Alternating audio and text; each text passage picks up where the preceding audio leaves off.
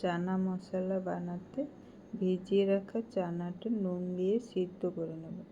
এরপর পেঁয়াজ, আদা, রসুন, কাঁচা লঙ্কা, ধনে, জিরে, গোটা গরম মশলা বেটে নেব। কড়াইতে সরষের তেলে পেঁয়াজ কুচি, বেটে রাখা মশলা, হলুদ গুঁড়ো, কাশ্মীরি লঙ্কার গুঁড়ো, দুটো টমেটো বাটা, মশলাটি ভালোভাবে ভেজে নেব। মশলার থেকে তেল ছেড়ে দিলে তার মধ্যে সিদ্ধ করে রাখা আলু, ছোলা দিয়ে 2-3 মিনিট কষিয়ে নেব।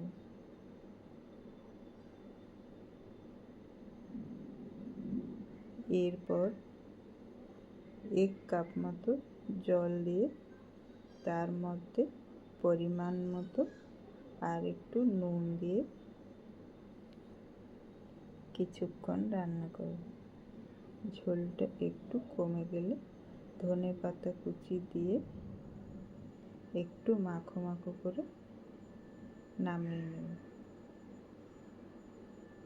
ব্যাস রেডি হয়ে গেল আজকের রেসিপি চানা মশলা।